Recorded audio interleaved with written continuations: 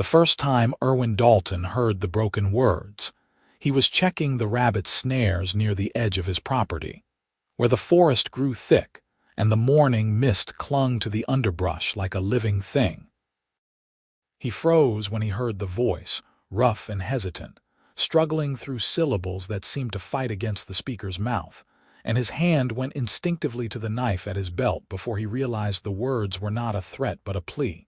Please. Help. I try speak. You help.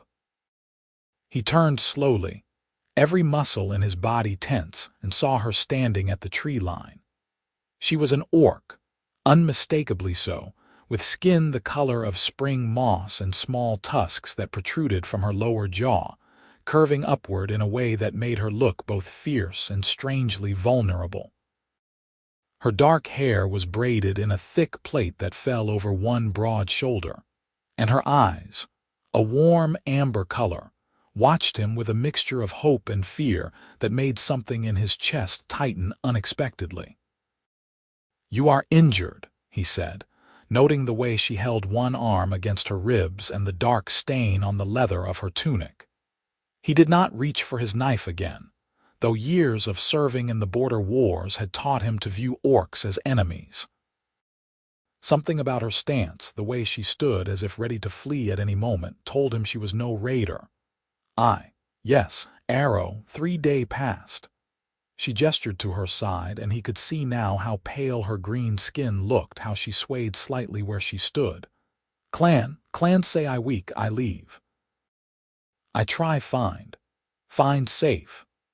Her words came out in fragments, each one carefully chosen and clumsily pronounced, and Erwin realized she was trying her best to communicate in his language despite clearly having only the most basic grasp of it.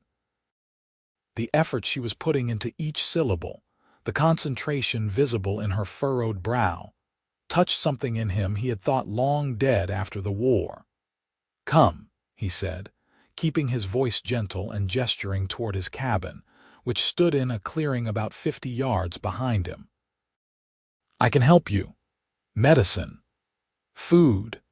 She hesitated, her amber eyes searching his face for any sign of deception, and then she took a step forward. Her leg buckled, and Erwin moved without thinking, catching her before she could fall. She was heavier than a human woman would have been, solid muscle beneath the worn leather and wool of her clothing, and up close he could smell blood and sweat and the earthy scent of the deep forest. "Easy," he murmured, adjusting his grip to support more of her weight. "Just a little way." "Can you walk?" "I strong." But even as she said it, her body contradicted her words, leaning heavily against his shoulder. He felt her shudder, whether from pain or fever or simply exhaustion, and began guiding her toward the cabin. The walk took longer than it should have, with frequent pauses to let her catch her breath, and by the time they reached his doorstep, the sun had burned through most of the morning mist. His cabin was small but well built, with thick walls and a sturdy roof, the product of 2 years of labor since he had left the army, and claimed this plot of frontier land. He helped her inside and guided her to the bed in the corner, the only real furniture besides a table and 2 chairs he had carved himself.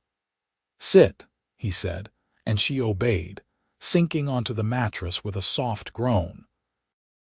He moved to the shelf where he kept his medical supplies, such as they were, remnants from his service days supplemented by herbs he had learned to gather from the forest.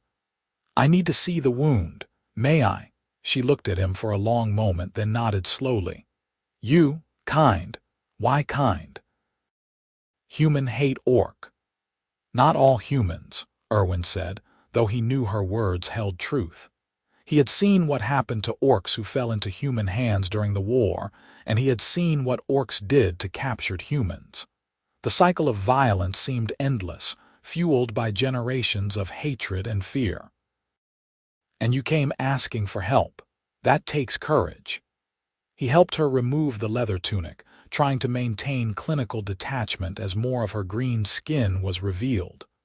The wound was on her left side, just below her ribs, a deep puncture that had begun to fester. The arrow had gone clean through, which was fortunate, but infection had set in and the flesh around the entry wound was hot and swollen.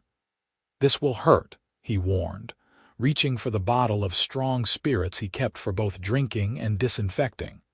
"But I need to clean it." "I bear," she said, and he heard the pride in her voice despite the fear in her eyes. She gripped the edge of the bed with both hands, her knuckles going pale green, and he poured the alcohol directly into the wound.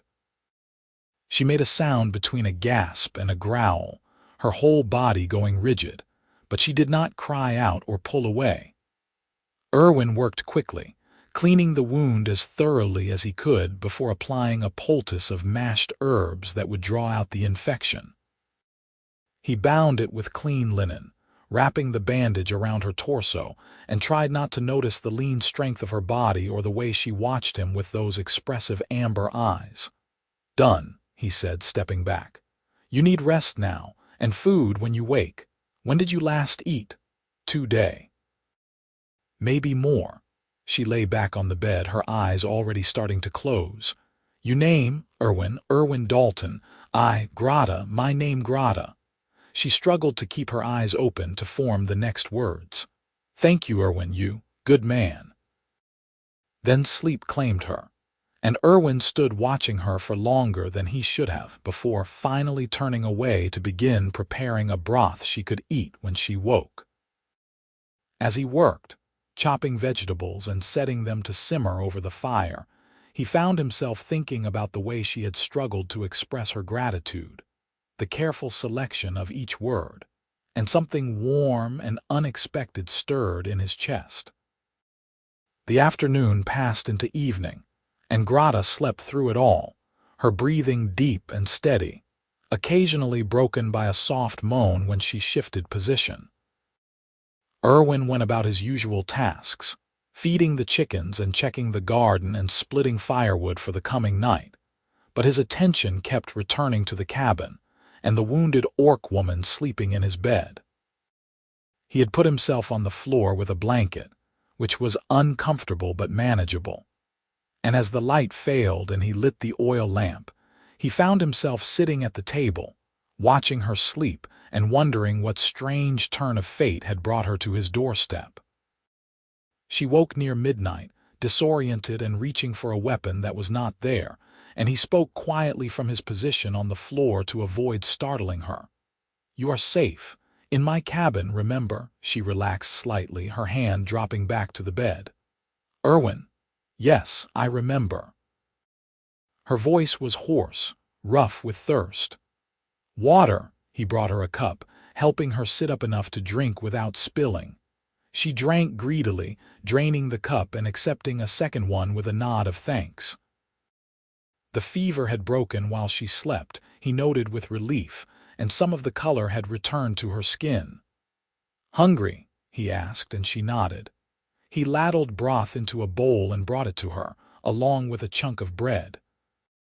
She ate slowly at first, then with increasing urgency, and he refilled the bowl twice before she finally sat back with a satisfied sigh. "Good, very good." She looked at him, and in the lamplight her eyes seemed to glow. "You cook good." "It is simple food," he said, but he felt pleased by the compliment nonetheless. "How do you feel?" "Better. Still hurt, but better." She touched the bandage carefully. "You know healing, you soldier." "I was, before I came here." He did not elaborate, and she seemed to sense his reluctance to discuss it. Instead, she looked around the cabin, taking in the sparse furnishings and the few personal items he owned. "You live alone?" "Yes, just me." He returned to his spot on the floor, pulling the blanket over his legs. "And you said your clan cast you out." She was quiet for a long time, and he thought perhaps she had fallen asleep again. But then she spoke, her words slow and carefully chosen. "I not fight good, I try, but I scared. In battle I scared, and I not kill human soldier, I let him run. My clan say I weak, I shame them, they make me leave." "You showed mercy," Erwin said quietly. "That is not weakness.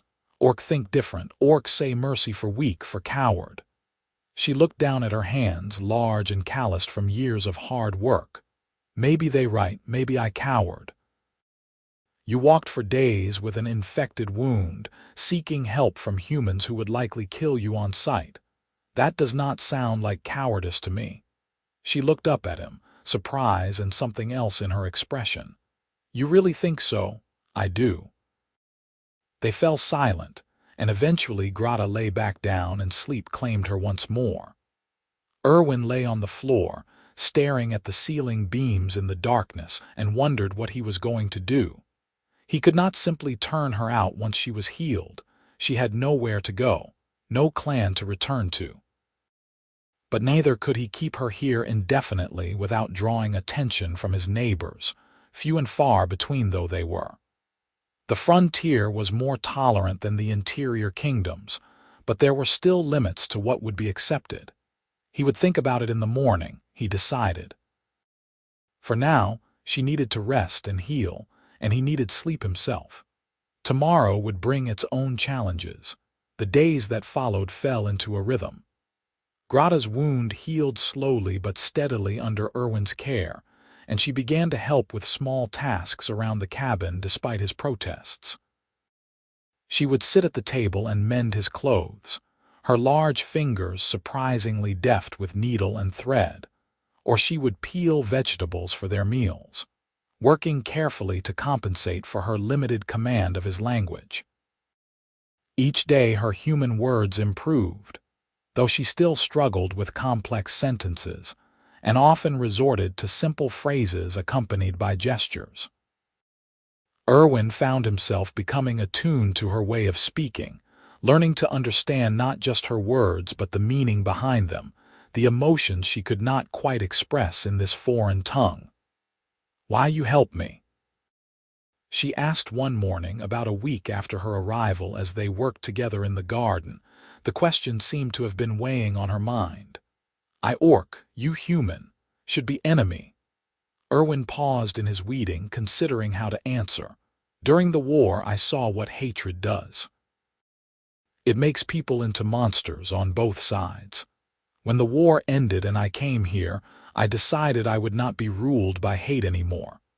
When you came asking for help, I saw a person in need, not an orc, not an enemy, just someone who needed help." She was quiet, digesting his words, and then she spoke again, her voice soft. "You good man, Erwin Dalton, better than most." "I am just a man," he said, but he felt warmth spread through his chest at her words.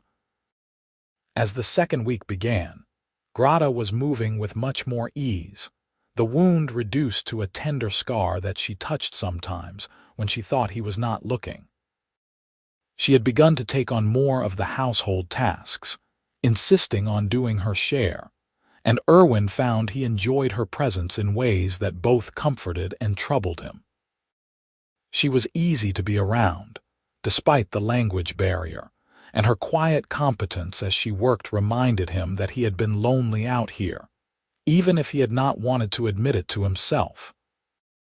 One afternoon, as they were carrying water from the well, she stopped suddenly and set down her bucket, turning to face him with an expression of determination mixed with anxiety. "Erwin, I need say something. Important." He set his own bucket down, giving her his full attention. "What is it?" She took a breath, her hands clenching and unclenching at her sides. I stay here long time, you kind to me, you take care me, you make me feel." She struggled, her brow furrowing as she searched for the words. "You make me feel safe, you make me feel, see. Like I person, not just orc." "You are a person," he said gently. "Of course you are. Not everyone thinks so, but you do, you show me every day." She took another breath, and he could see how nervous she was, how much this meant to her. "I want tell you, I have feeling, for you, strong feeling." "Here." She pressed a hand to her chest, over her heart. "I not know human word, but I feel. I want be near you, I want make you happy. I think about you all time." The confession hung in the air between them, and Erwin felt his heart start to race. He had known, somewhere deep down, that his own feelings for her had begun to shift from simple compassion to something deeper and more complicated. But hearing her speak those halting, carefully chosen words, seeing the vulnerability in her eyes, made everything suddenly real and urgent. "Grata," he began, but she held up a hand to stop him. "Please, I say more. I need say." She swallowed hard, her tusks catching the afternoon light. "I know this wrong. Human and orc not supposed love, but I think maybe I love you, Erwin, I not know for sure. I never feel this before, but I think this what love is." The word hung between them, massive and undeniable. Love. She thought she loved him. And the truth, the terrifying truth that he had been trying to ignore for days now, was that he thought he might love her too.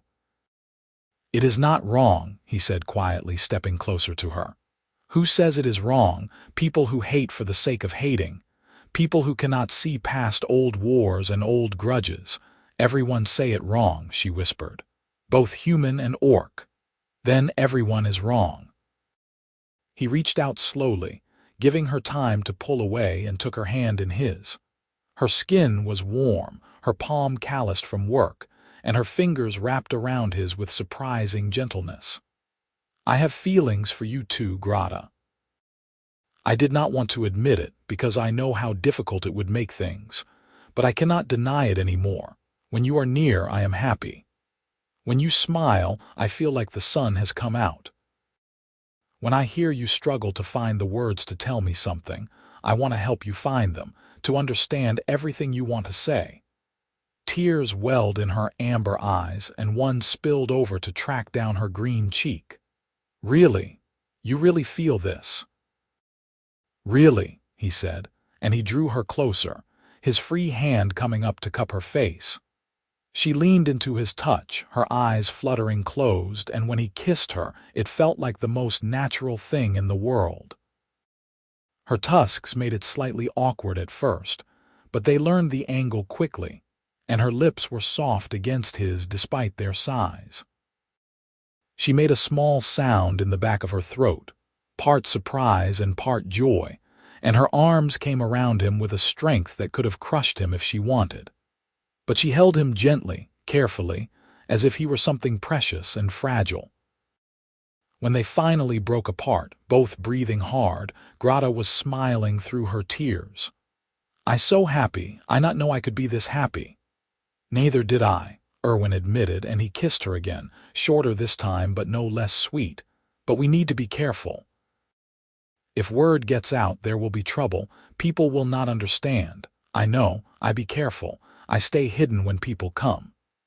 She touched his face, tracing the line of his jaw with one finger. "But here with you I not hide.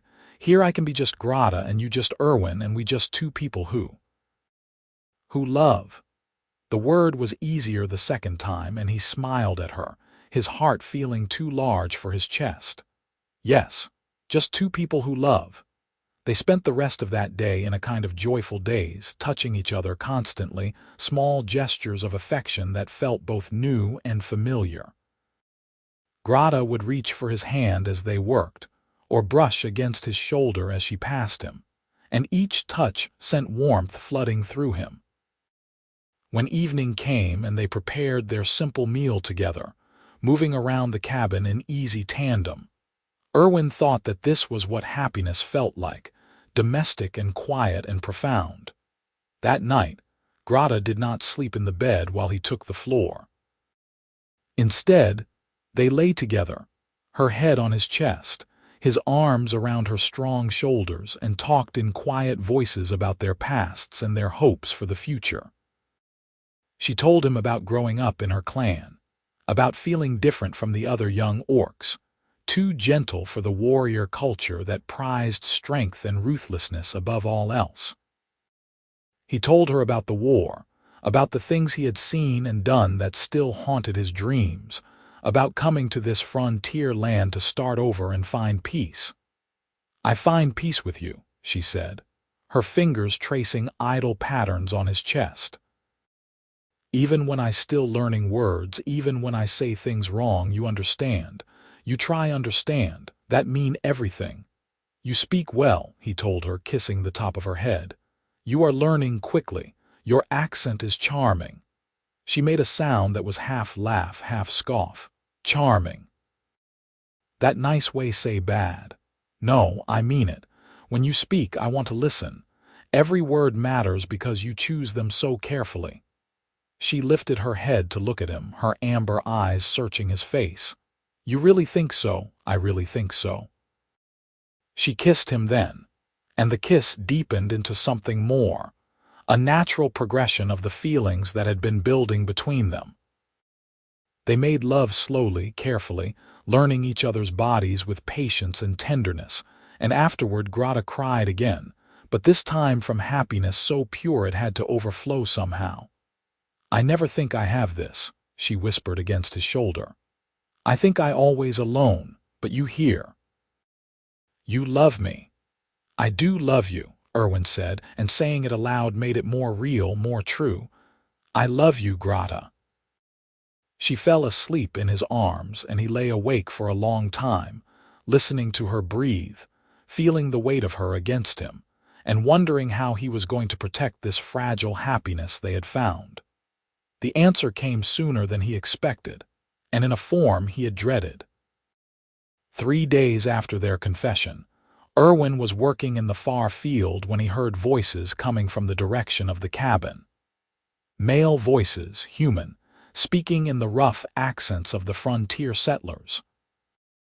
He dropped his hoe and ran, his heart pounding with fear for Grata, but when he burst into the clearing he saw she had already hidden herself, though where he could not immediately tell. 2 men stood near his doorstep, both armed with long knives and wearing the hard expressions of men who had lived through difficult times. He recognized one of them, a neighbor from several miles south named Thomas Fletcher, but the other was a stranger. Dalton, Thomas said, nodding in greeting. Heard you might have some spare seed grain. Thought I would come ask before the planting season gets any later. I might have some, Erwin said carefully, forcing himself to breathe normally. Let me check the storage. He led them around to the small shed where he kept his supplies, acutely aware of every shadow, every place where Grata might be concealing herself. He found a sack of seed grain and handed it to Thomas, who thanked him and asked about the planting prospects for the year.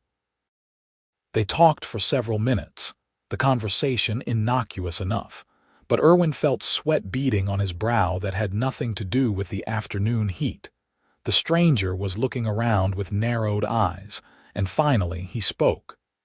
You see any orcs around here lately? Erwin's blood went cold, but he kept his expression neutral. Orcs? No, why do you ask? There have been sightings. A lone orc female moving through the forest. Some folks are worried she might be a scout for a raiding party. The man spat on the ground. Filthy creatures. Should all be driven out or killed if you ask me. I have not seen anything, Erwin said, his voice level despite the anger that flared in his chest. But I will keep watch and let you know if I do. Thomas nodded, hoisting the sack of grain onto his shoulder. Appreciate it. Come on, Marcus, we should get back before dark. They left, and Erwin stood watching until they disappeared into the trees before calling out softly. Grata, they are gone. She emerged from behind the cabin, where she must have been pressed flat against the wall in the narrow space between the building and the woodpile. Her face was pale, her eyes wide with fear, and she was trembling. They look for me, she whispered. They want kill me. I will not let that happen. He pulled her into his arms, holding her tightly. I will protect you. How? You one man, they many, and if they find me here with you, they hurt you too. She pulled back to look at him, tears streaming down her face. Maybe I should leave. Maybe I bring too much danger.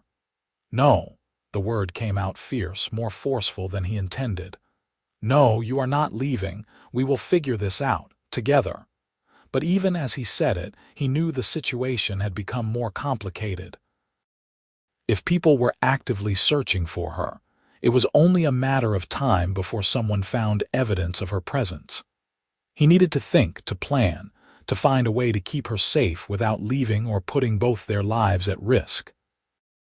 That evening, as they sat together after a mostly silent meal, Grata spoke in a small voice. "Tell me about human marriage." The question surprised him. "Marriage? Why do you ask? I hear human talk about it. I not understand." She looked at him with those expressive eyes. "What it mean?" "Marriage is a promise," he said slowly. "A promise between two people to stay together, to take care of each other for the rest of their lives. It is a bond recognized by law and society, a public declaration of love and commitment. Orc have something like this. We call it blood bond. Two people cut here." She touched her palm and pressed together, mixing blood. "Then they bound for life, like one person in two bodies. That sounds like marriage, yes." She was quiet for a moment, and then she asked very softly, "You ever want blood bond?" His heart clenched at the hope and fear in her voice. "With you, with me. If things different you want." "Things are not different," he said, taking her hands in his. "And yes, I would want that. I do want that, not if you were human. I want it with you exactly as you are." She stared at him, her lips parted in surprise. "But we cannot. Law not allow, society not allow." "I do not care what law says. I do not care what society says." The words tumbled out, urgent and true. "I love you, Grata. I want to spend my life with you. If we cannot have a legal marriage, then we will make our own promises. We will create our own bond." "You mean this?" Her voice was barely a whisper. "You really mean?" "I have never meant anything more." He stood, pulling her to her feet, and held both her hands in his. "Grata, I promise to stand with you, to protect you, to love you for as long as I draw breath. I promise to be yours and to honor the bond between us, regardless of what anyone else says or thinks." She was crying again, but she was also smiling, her tusks gleaming in the lamplight. "I promise same. I promise be yours, stay with you, love you always. I promise protect you, care for you, make you happy if I can." They cut their palms with Erwin's knife, shallow cuts that welled with blood, and pressed their hands together as Grata had described. The sting of the cuts seemed insignificant compared to the weight of what they were doing, the vows they were making. When they wrapped their joined hands with a strip of clean cloth, Erwin felt something settle in his chest, a sense of rightness and completion he had not known he was missing. "Now we bound," Grata said, wonder in her voice. "Now we married in every way that matter." "In every way that matters," he agreed, and he kissed her, sealing the promise they had made, but the joy of their private marriage was short-lived. 2 days later, Thomas Fletcher returned, this time with 4 other men, all armed, and their expressions were grim. "Dalton, we need to search your property," Thomas said without preamble. "There have been more sightings and tracks lead this direction. If you are harboring that orc, you need to turn her over now." "I told you before, I have not seen any orcs," Erwin said, but he could see they did not believe him. He moved to block the doorway of the cabin, his hand on his knife. "You have no right to search my land without cause." "We have every right when there is a dangerous creature in the area," Marcus said, pushing forward. "Now step aside, or we will move you aside." Erwin did not move. "There is no creature here. You are wasting your time." "Then you will not mind if we look."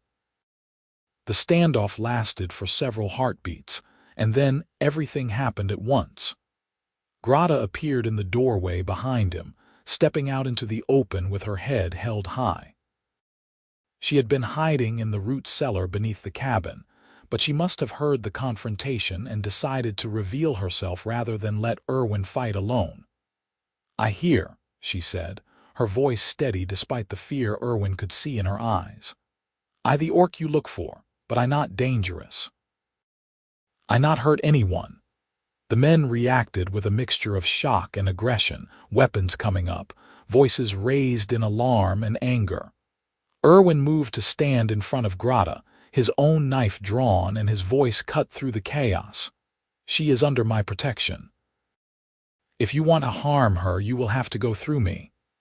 Have you lost your mind, Dalton? Thomas demanded. That is an orc. They killed dozens of our people during the war. You are protecting a monster. She is not a monster. She is a person, and she has done nothing wrong. She came here injured and asking for help, and I gave it. That is all. That is treason, Marcus snarled. You are a traitor to your own kind. I am a man doing what is right, regardless of what is convenient or popular. Erwin stood his ground, his heart pounding but his hand steady on his knife. She will not be harmed, not while I live. For a terrible moment he thought they would attack anyway, that this would end in bloodshed and death.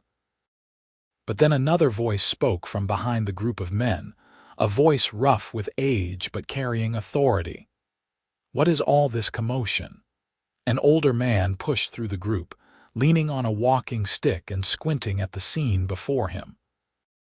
Erwin recognized him as Elder Harrison, one of the founding settlers of this region and a man whose word carried significant weight.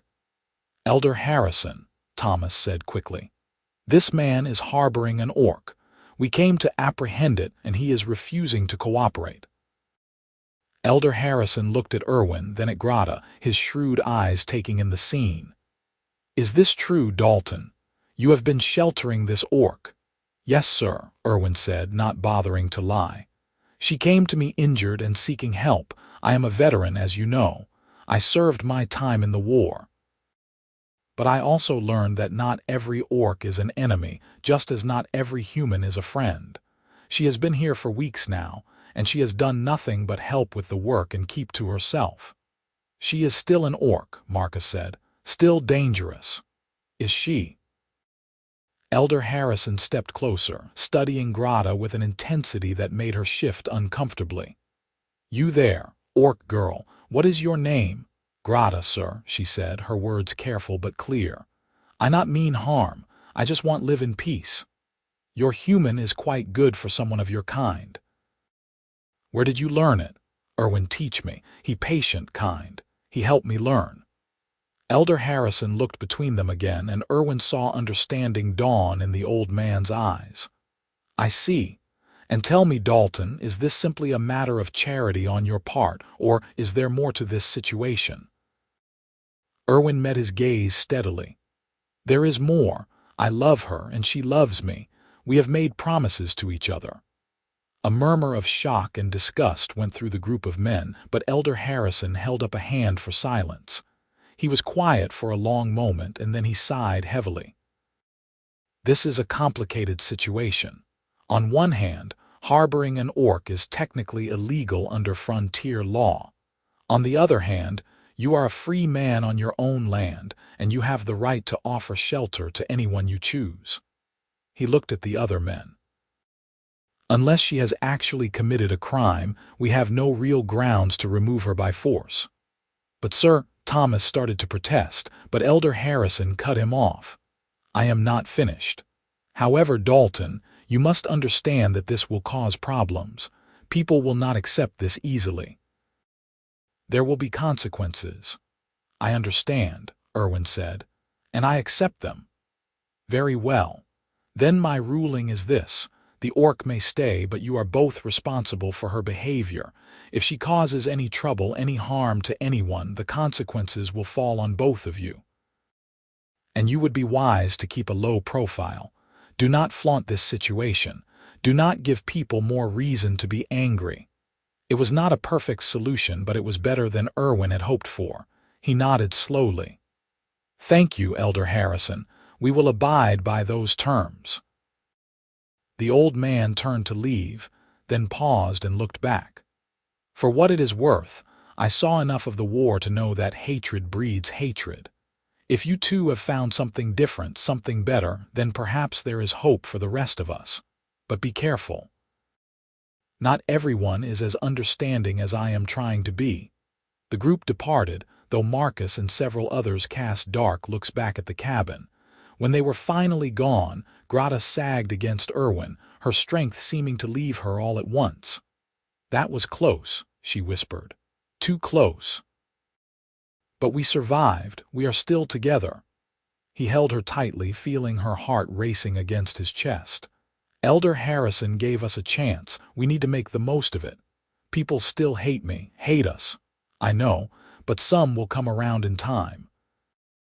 And those who do not, well, we will deal with them if we must." The following weeks were tense. Word spread quickly about the orc living on Erwin Dalton's land, and opinions were divided. Some neighbors stopped coming by altogether, making their disapproval clear through their absence. Others came specifically to gawk or to confront Erwin with their objections. A few, a very few, surprised him by being cautiously accepting, or at least willing to give Grata a chance through it all. Grata worked to improve her human language, spending hours each day practicing with Erwin. Her vocabulary expanded rapidly, and her grammar, while still imperfect, became more reliable. She could hold conversations now, express complex thoughts and feelings, and the confidence that came with better communication seemed to make her stand taller, move with more assurance. One evening, about 2 months after the confrontation with the search party, they were sitting outside watching the sunset when Grata turned to him with a serious expression. "I want to do something. I want help, not just hide." "What do you mean?" "There is harvest soon, yes. Many farms need help. I strong, I can work. Maybe if people see me work, see me help, they not hate so much." Erwin considered this carefully. It was risky, exposing her to more potential hostility, but she was right that proving her value to the community could help change minds. "It is a good idea. But we need to be careful about how we approach it. We talked to Elder Harrison. He seemed fair. Maybe he help." They did exactly that, walking to the settlement center 2 days later to find the elder and propose Grata's plan. Harrison listened thoughtfully, stroking his white beard, and finally nodded. It could work. Thomas Fletcher's farm is the largest, and he always needs extra hands for the harvest. If I can convince him to take her on and she proves herself there, word will spread. "Thomas does not like me," Grata said quietly. "He one who won't hurt me." "Which is exactly why his farm is the right choice," Harrison replied with a slight smile. "If you can win over your harshest critic, the others will follow more easily, but I will not lie to you, girl. It will be hard. Harder than anything you have done. Are you sure you want to do this?" "I sure," Grata said, lifting her chin. "I not want hide forever. I want belong here. I want people see I not monster." Harrison managed to persuade Thomas Fletcher, though from what Erwin heard, it took considerable convincing and a promise that Harrison himself would vouch for Grata's behavior. The harvest began a week later, and Grata joined the crew of workers in Fletcher's fields. Erwin did not go with her. She insisted on doing this herself, on proving herself without him standing guard. And though it terrified him to let her walk into potential danger alone, he respected her decision. She came home the first night exhausted and filthy, her clothes stained with dirt and wheat chaff, her hands blistered despite their calluses. But her eyes were bright. "I work hard," she told him as he helped her wash up. "Harder than anyone else. I carry more, lift more, work longer. Thomas, he watch me all day. Wait for me to fail or cause problem, but I not give him reason, I just work." "Did anyone speak to you?" "A few. Mostly they watch, whisper. But one woman, Sarah, she old, she bring water around to workers. She give me cup, she say thank you when I hand back. Small thing, but it's something." As the weeks of harvest continued, Erwin watched Grata transform. The work was brutal, the hours long, but she never complained. She came home each night with new stories, small moments of connection or acceptance mixed in with the hostility and suspicion. Gradually, very gradually, He began to hear reports from others about the orc woman who worked harder than anyone else, who helped the older workers with the heavy loads, who never caused trouble or shirked her duties. Thomas Fletcher himself appeared at their cabin one evening, his expression uncomfortable. "I came to pay the orc her wages," he said gruffly, holding out a small pouch of coins. Grata took it with a nod of thanks. "I work good. You worked well," Thomas admitted reluctantly. "Better than most humans I have hired, truth be told. I still do not like this situation, Dalton. But I will admit I was wrong about her being lazy or dangerous. She pulled her weight and more." It was not a ringing endorsement, but coming from Thomas, it was significant, and word of his admission spread through the community. Other farmers began to ask if Grata would work their fields, help with their harvests, and she agreed to every request, building a reputation as a tireless and reliable worker.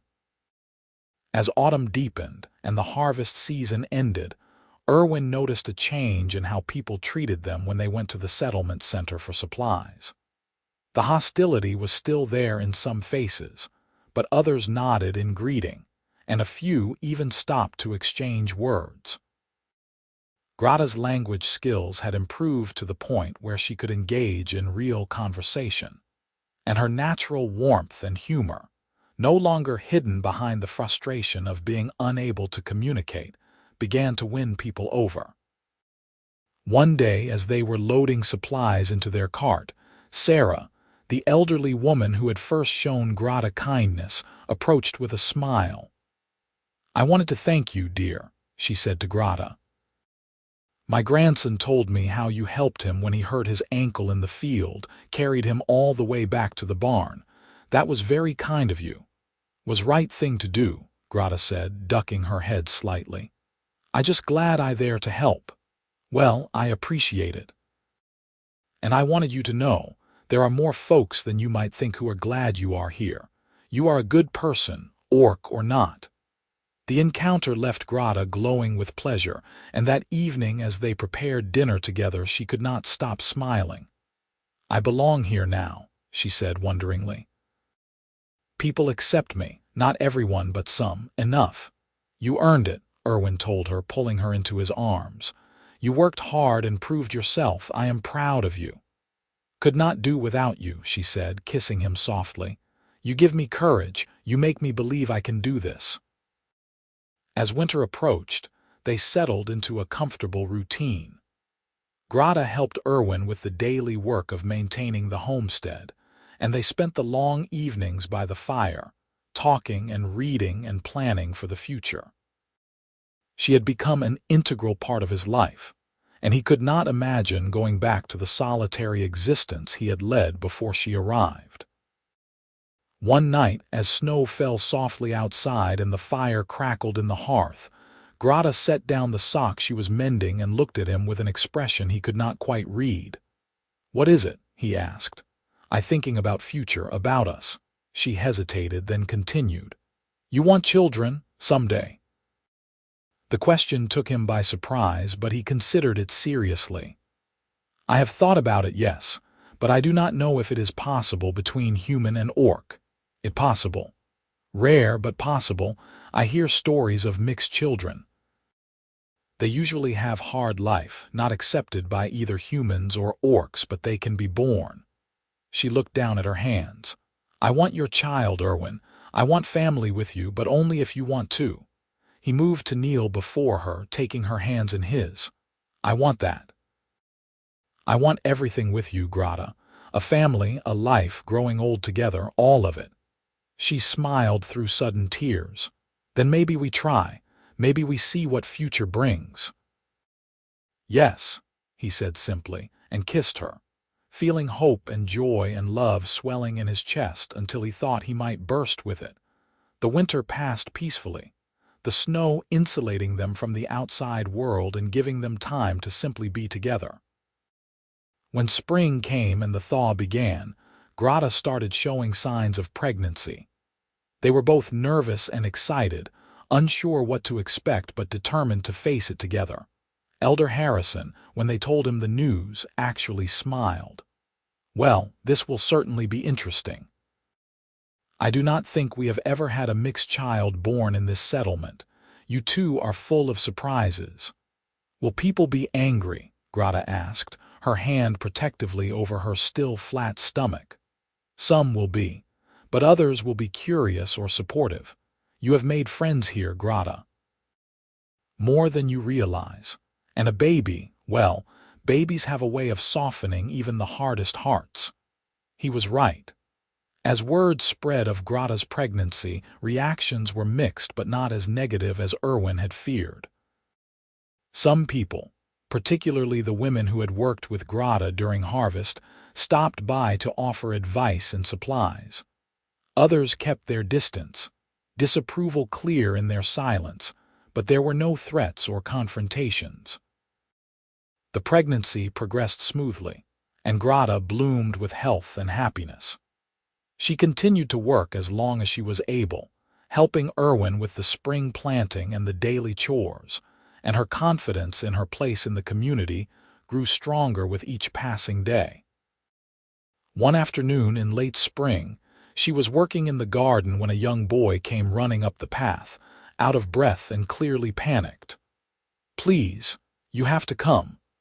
My mother, she is having the baby, but something is wrong and the midwife cannot get there in time." Grata did not hesitate. She grabbed the bag of medical supplies Erwin kept ready and followed the boy at a run, despite her own pregnant belly. Erwin, who had been in the barn, saw them leaving and followed as quickly as he could. The woman in labor was Thomas Fletcher's daughter, married to a young farmer on the neighboring property.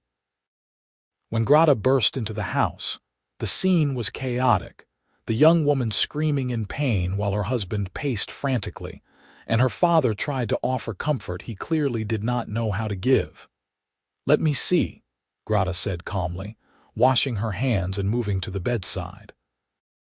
The young woman, Anna, looked at her with wide, frightened eyes but did not protest. Grata examined her quickly and expertly, her hands gentle but sure, and then nodded to herself. "Baby turned wrong. I need to turn baby, then everything be fine." "Can you do that?" Thomas demanded. "Do you know how? Orc women teach all girls how to birth babies, how to help. I do this before for my clan sisters." Grata looked at Anna. "It hurt, but I be as gentle as I can. You trust me?" Anna, caught in the grip of another contraction, could only nod. Grata worked carefully, her strong hands manipulating the baby through the wall of Anna's abdomen, turning it gradually into the correct position. It took several minutes and Anna screamed more than once, but when Grata finally sat back with a satisfied expression, the atmosphere in the room had changed. "There. Baby in right position now. Soon you can push and baby come." And it did. An hour later, Anna held her newborn daughter, crying with relief and joy, and everyone in the room was looking at Grata with something like awe. "You saved them," Thomas said quietly, his voice rough with emotion. "You saved my daughter and my granddaughter." "I just do what needed to be done," Grata said, but she was smiling. The story spread like wildfire through the settlement, and the last barriers of resistance to Grata's presence seemed to crumble. The orc woman who had saved Anna Fletcher and her baby became a hero, someone people spoke of with respect and gratitude. When Grata and Erwin went to the settlement center now, people greeted them warmly, asked after Grata's health, offered help with preparations for their own baby. "I cannot believe how much has changed," Erwin said one evening as they sat on their porch watching the sunset. "A year ago, if someone had told me I would be married to an orc woman and expecting a child, I would have thought they were insane. Year ago, if someone tell me I be married to human man and part of human community, I think same," Grata said with a laugh. She took his hand and placed it on her swollen belly, where the baby was kicking vigorously. "But here we are. Strange world." "The best kind of strange," he said, and kissed her temple. Their daughter was born on a warm summer night, with Sarah and 2 other women from the settlement attending as midwives.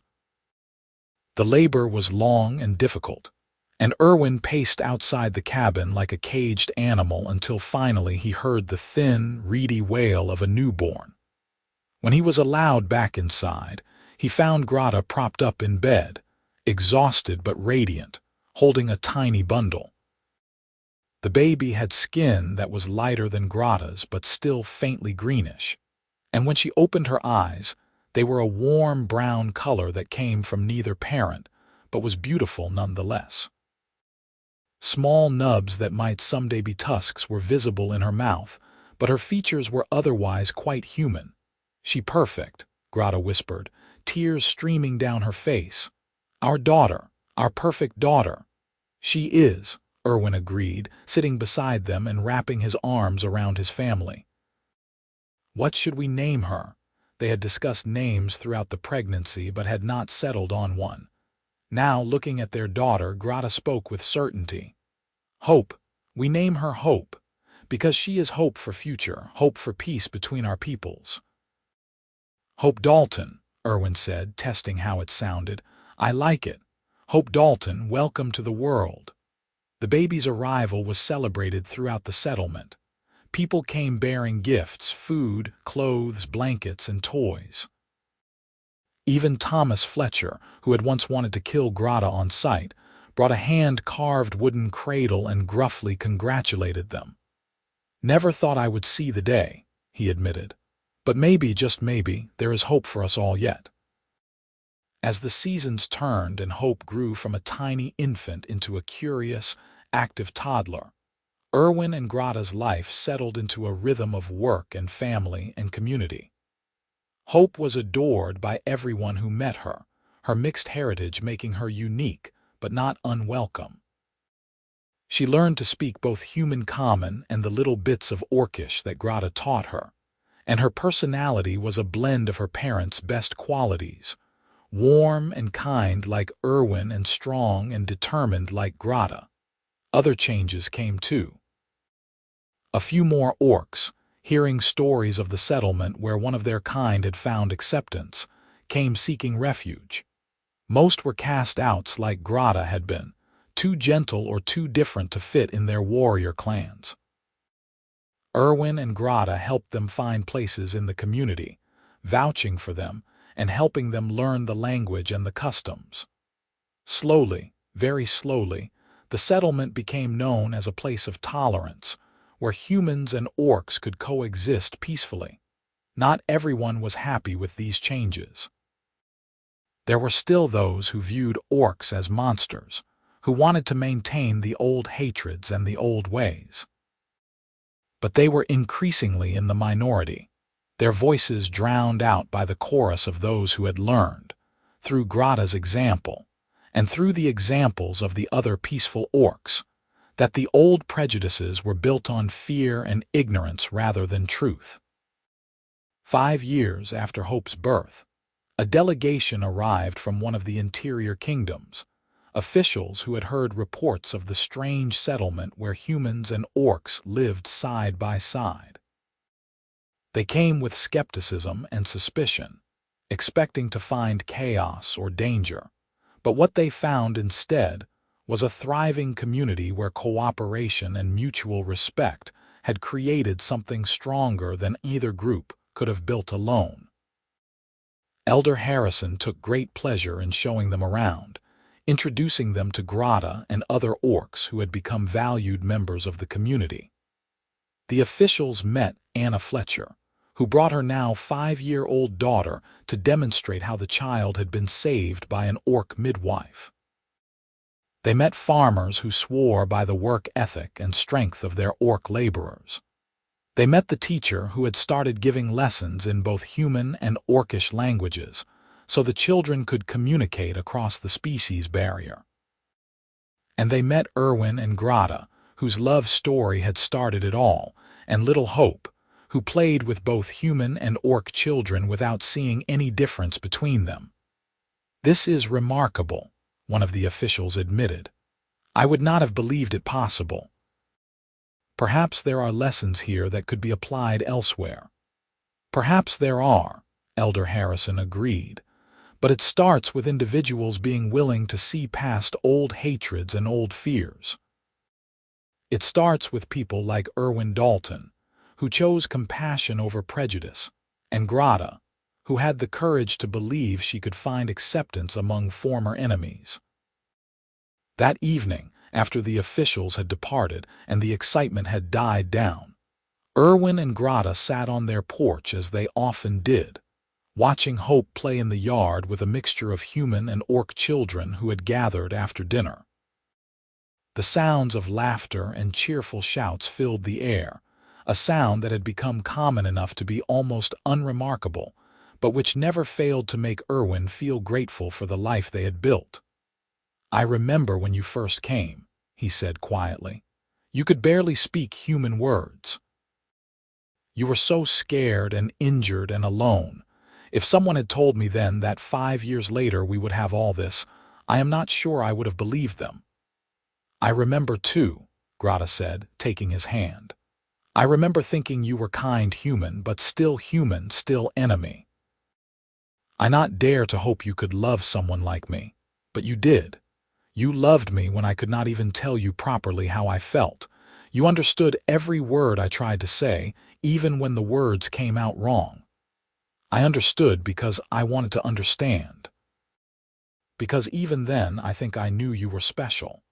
She leaned against his shoulder, comfortable and content.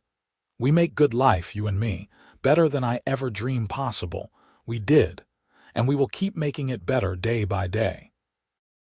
Hope ran up to the porch, her greenish cheeks flushed with exertion and her eyes bright with excitement. "Mama, Papa, can we have a fire tonight? Can we tell stories?" "Of course we can," Grata said, ruffling her daughter's hair. "What story you want to hear?" "Tell the one about how you and Papa met. About how you were scared and he was kind, and you learned to love each other even though everyone said you should not." Erwin and Grata exchanged a glance, both smiling. They had told this story dozens of times, but it never seemed to get old, and each time they told it Hope listened with rapt attention as if hearing it for the first time.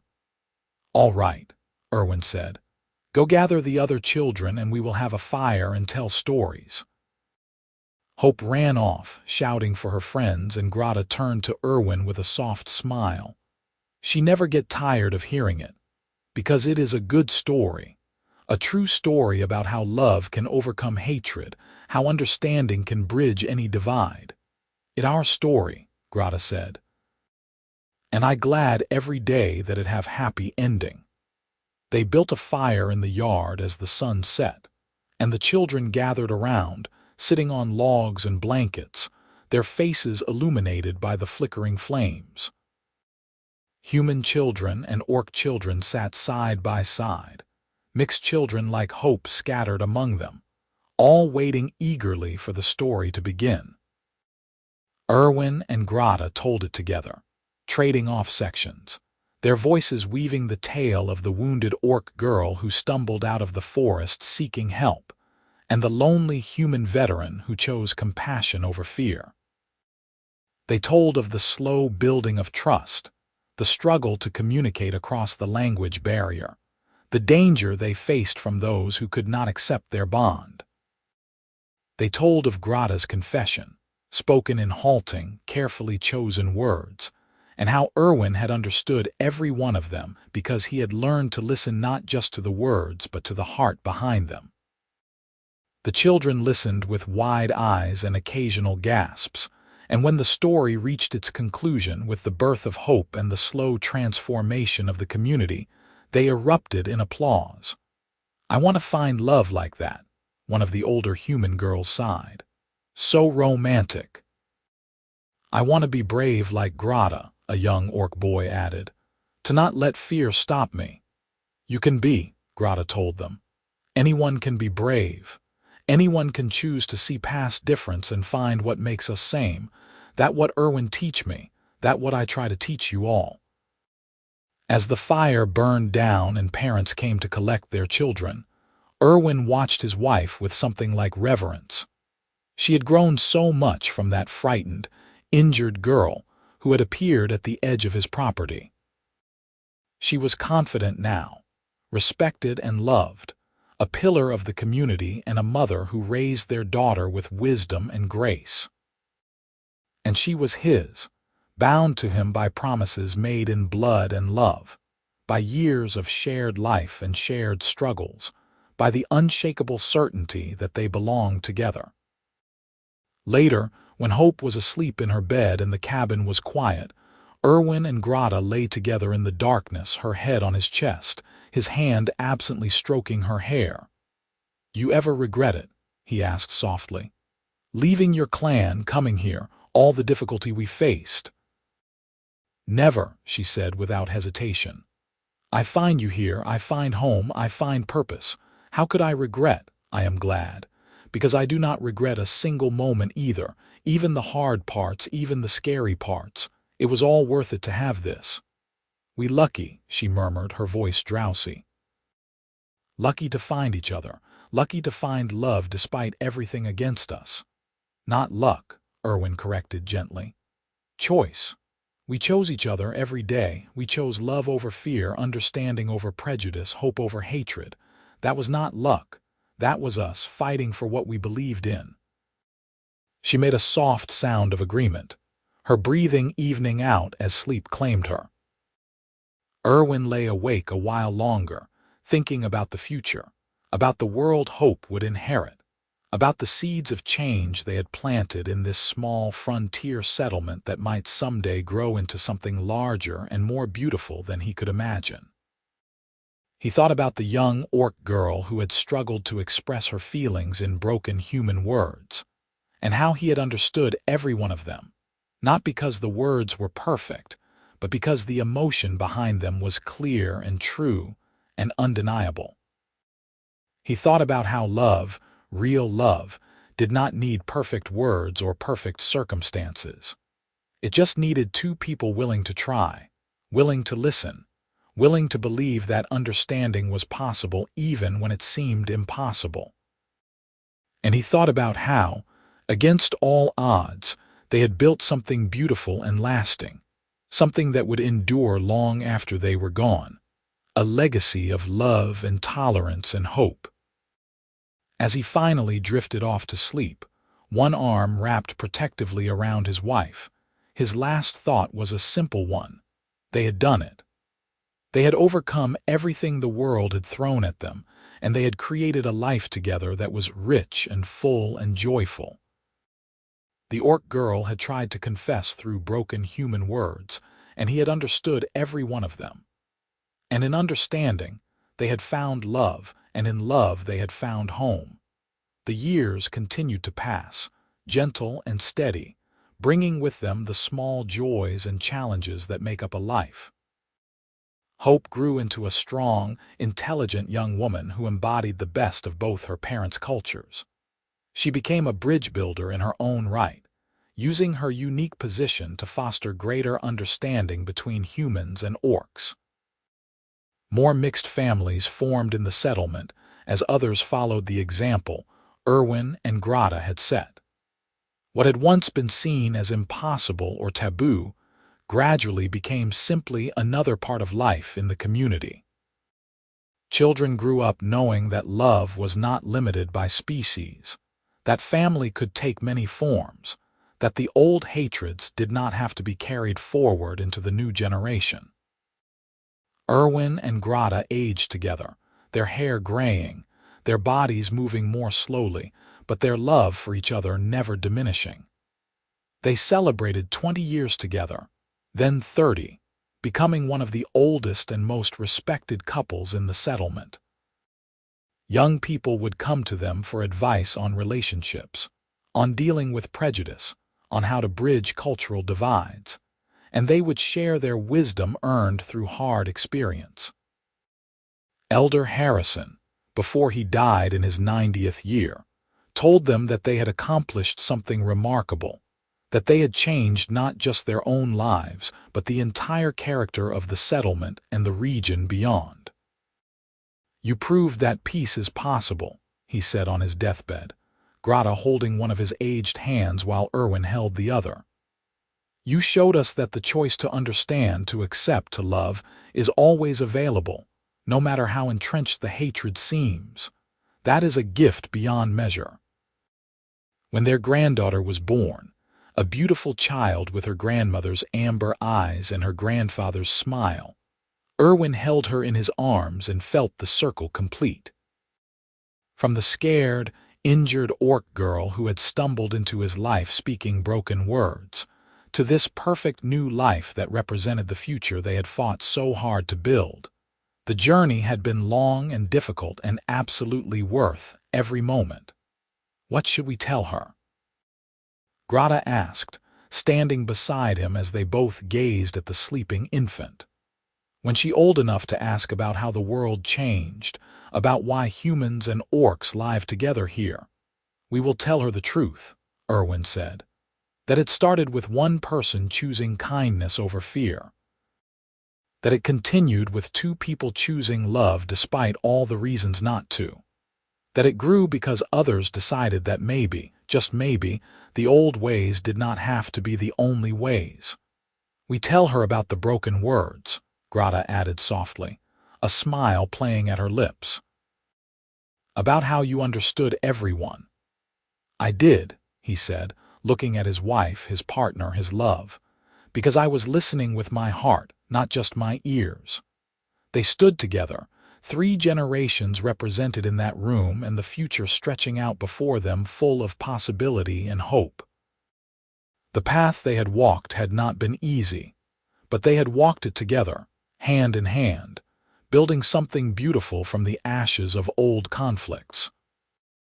In the settlement beyond their home, human and orc children played together in the streets, learning each other's languages and customs as naturally as breathing.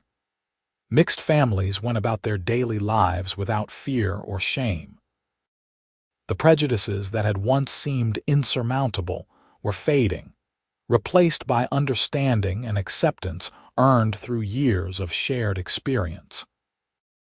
And it had all begun with a wounded orc girl and a kind human man, with broken words and the willingness to understand them, with love that refused to be bound by the limits others tried to place upon it. As the sun set that evening and the stars began to emerge in the darkening sky, Erwin and Grata sat on their porch one more time, in the same spot where they had sat countless times before, watching the world they had helped create. Hope was inside with her own family, the sounds of laughter and conversation drifting out through the windows, and the night was peaceful and warm. "No regrets?"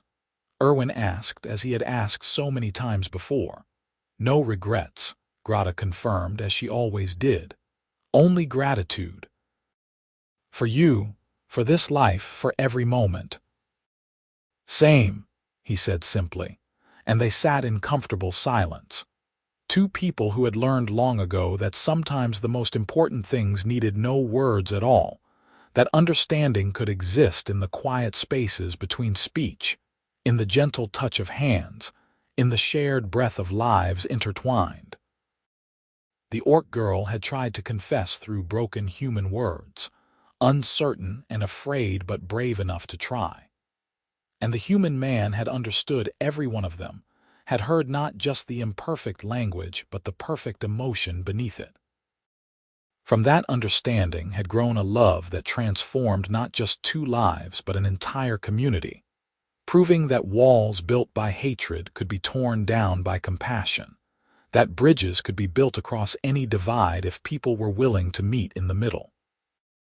Their story became legend in that place, told and retold through generations, a reminder that change begins with individuals making choices, that love is stronger than fear, that understanding is always possible for those willing to truly listen. And though Erwin and Grata themselves would eventually pass from the world, as all living things must, the legacy of their love endured, woven into the fabric of the community they had helped create, A testament to the power of two people who chose each other against all odds and built something beautiful from that choice.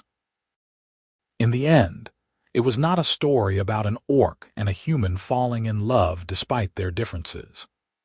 It was a story about two people recognizing the essential sameness at the core of all beings, the shared needs for acceptance and belonging and love that transcend any surface distinctions. It was a story about listening, truly listening to the words others struggle to speak, and understanding the heart behind them. It was, quite simply, a story of love in all its messy, complicated, beautiful reality. And it was enough. More than enough. It was everything.